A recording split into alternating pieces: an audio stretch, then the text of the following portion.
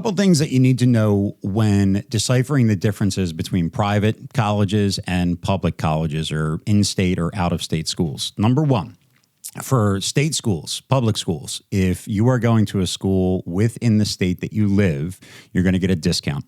You're going to pay a little bit less than everybody else that's coming from out of state, and that's based on their tuition costs. So public schools will have an in-state tuition cost and an out-of-state tuition cost. That's the first thing you need to know. So there's a difference between in-state public schools and out-of-state public schools.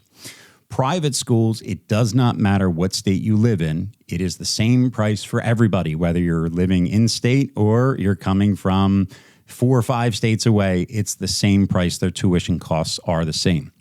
Now, some other major differences that you'll typically see between public and private schools is one, size, right? Classroom size, the total student body size is a very big one. Typically, you'll see private schools have a smaller class size and a smaller student body size, but it can be different from school to school.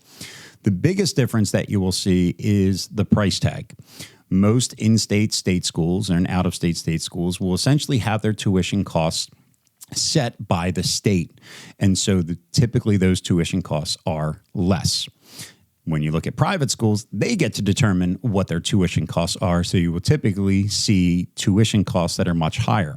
Now, when it comes to other costs that go to school, when we talk about something called the full cost of attendance, that's everything, not just tuition, but all costs to attend a school or university for just 1 year. It's tuition costs, it's fees, it's room and board, it's books, transportation, all expenses for just attending that school for 1 year. Now, typically private schools you will see will have a much higher cost of attendance number, but that does not mean that you will pay more out of pocket to attend those private schools.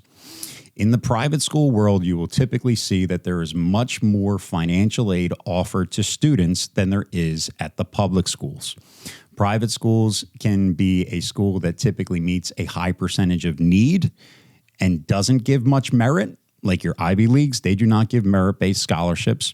Or you can look at private schools that meet some need, but typically give something that I like to call the Kohl's Cash Scholarship, which is essentially every single student that will apply will receive a sizable merit-based scholarship, but you're really not getting a true discount at those schools. So even though the sticker price may be much higher than a state school, the reality is that there is a lot of situations where the private school will actually be more affordable than an out-of-state state school, and even more surprisingly, people will find out that the in-state state school may be just as affordable or even more expensive than certain private schools. You have to know how the system works, what your financial picture looks like, know if your financial picture can be, I'll say, shifted to make yourself eligible for more financial aid, specifically at private schools. It's unfortunate, but most state schools do not offer a significant amount of financial aid. The only money that they typically give out is more money that comes from the federal government and money that would come from the state directly.